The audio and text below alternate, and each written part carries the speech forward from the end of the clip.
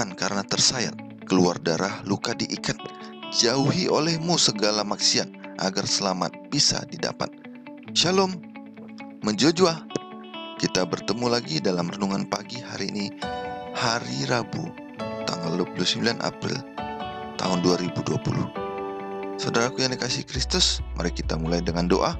Kita berdoa.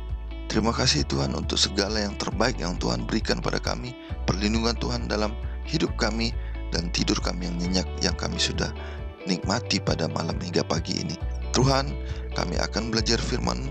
Biarlah firman yang Tuhan berikan membawa kami untuk menikmati kebersamaan bersama orang-orang yang kami kasihi dalam pengertian yang mendalam akan firman-Mu.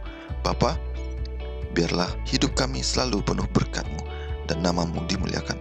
Inilah doa dan permohonan kami. Jadilah kehendak-Mu dalam hidup kami Tuhan.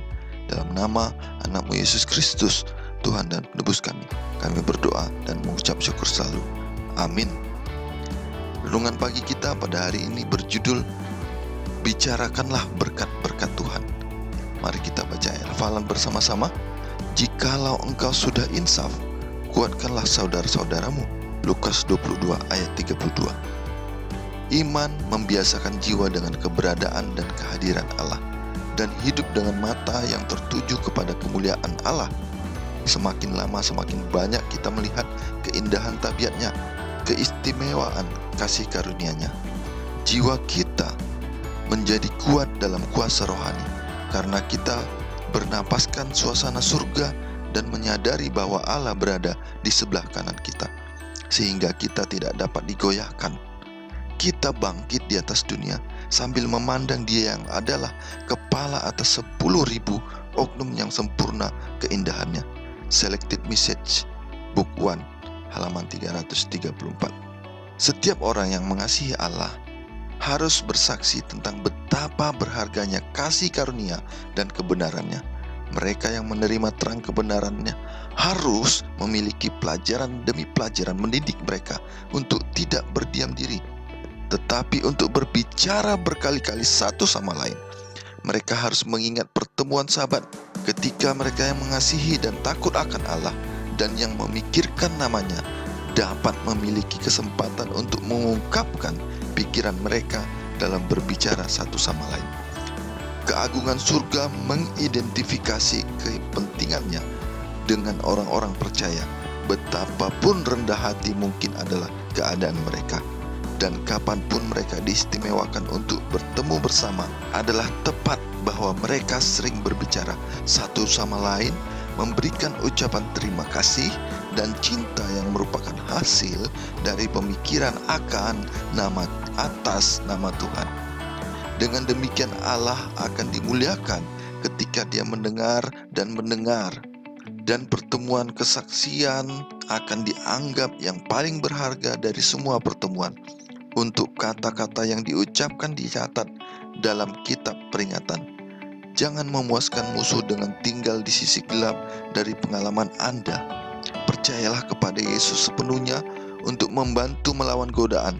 Jika kita berpikir dan berbicara lebih banyak tentang Yesus dan kurang dari diri kita sendiri, kita harus memiliki lebih banyak lagi kehadirannya. Jika kita tinggal di dalam Dia, kita akan dipenuhi dengan main iman dan keberanian, dan akan memiliki pengalaman yang sangat berharga untuk dihubungkan ketika kita datang ke pertemuan, bahwa orang lain akan disegarkan oleh kesaksian kita yang jelas dan kuat bagi Allah. Ucapan terima kasih yang berharga ini untuk memuji kemuliaan kasih karunia-Nya ketika didukung oleh kehidupan seperti Kristus, memiliki kekuatan yang tak tertahankan yang bekerja untuk keselamatan jiwa-jiwa. Sisi agama yang cerah dan ceria akan diwakili oleh semua orang yang setiap hari menyucikan dirinya kepada Tuhan. Kita seharusnya tidak mencemarkan Tuhan kita dengan hubungan cobaan yang menyedihkan, yang tampak memilukan. Semua cobaan yang diterima sebagai pendidik akan menghasilkan sukacita. Seluruh kehidupan beragama akan menggembirakan, mengangkat, memuliakan, wangi dengan kata-kata dan karya yang baik. The Seventh Day Adventist Bible Commentary, Volume 4, 1183. Dari renungan pagi ini, saudaraku, saya coba mengangkat ingatan kita dan pemikiran kita tentang cerita Nebukadnezar. Ketika dia berdiri di atas sotoh istananya, dia melihat kerajaannya yang indah, yang megah, yang merupakan taman di atas rumah, taman di sekitaran sungai Tigris, dan semuanya begitu mengagumkan. Lalu dia berkata, "Inilah bukti kekuatan, kekuasaan, dan kemegahanku." Padahal saudaraku, sebelumnya dia sudah diingatkan supaya tidak menyombongkan kekuasaannya melebihi kuasa Allah. Akhirnya Nebukadnezar dibuat Allah menjadi seperti hewan yang memakan rumput-rumput sampai masa tertentu, akhirnya dia disadarkan kembali sebagai manusia. Ini bukti bahwa kita harus benar-benar mengingat betapa Allah penuh kasih karunia, berkatnya tidak terbatas bagi kita. Itulah yang harus kita lakukan, menceritakannya, mengingatnya, dan membagikannya sebagai berkat kepada orang lain. Yang berikutnya ada cerita tentang seorang anak bernama Atik. Ketika mereka sedang memasak di rumah, ia bertanya kepada ibunya, "Bu, apakah saya salah bila saya melihat teman saya yang mempunyai mobil diantar orang tuanya dengan mobil tersebut ke sekolah, lalu dia bisa jajan dengan uang yang tidak terbatas, membeli apapun yang dia suka, dan makan dengan nikmatnya.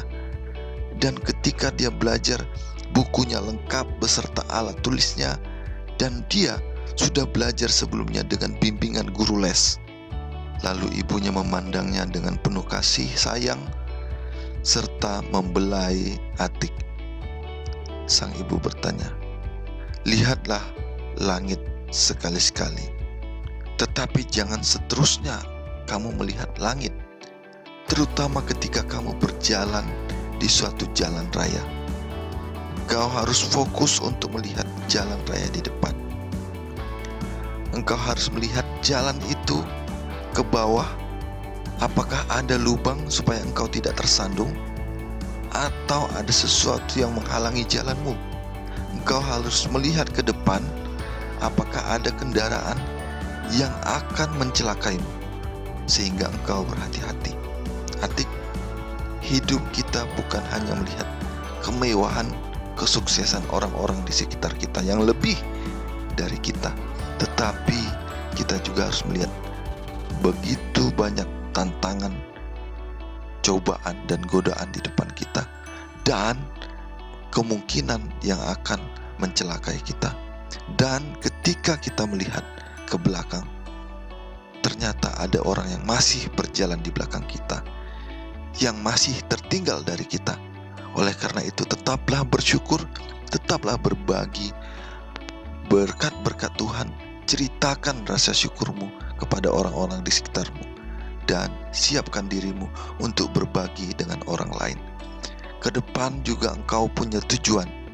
Seperti di jalan raya, engkau akan mencapai tujuanmu ketika engkau dengan konsisten, tegas, serius, dan rendah hati menjalani berkat Tuhan, kehidupanmu yang diberikan Tuhan dengan penuh kasih karunia.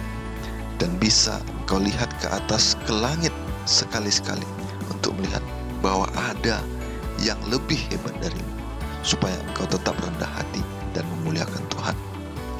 Inilah saudaraku, pelajaran renungan pagi kita pada saat ini, yang mengutamakan pemikiran pada berkat Tuhan adalah hal yang utama dan harus disyukuri dan harus kita bagi bersama orang lain, baik dalam kesaksian maupun secara praktis kita berbagi bersama mereka. Mari kita sama-sama berdoa. Terima kasih Tuhan untuk segala yang terbaik yang Tuhan lakukan dalam hidup kami. Biarlah kami selalu tidak pernah bosan untuk bersaksi tentang betapa baiknya Engkau Tuhan kasih-Mu tiada berkesudahan. Biarlah kami memuliakan Engkau selalu. Terima kasih Tuhan atas segalanya. Di dalam nama Anakmu Yesus Kristus, Tuhan dan penebus kami berdoa dan mengucap syukur selalu. Amin. Orang datang beriring-iringan, melewati jalan berbatu. Bangun pagi jangan kesiangan, datang ke tempat kerja tepat waktu. Sampurasun, Horas.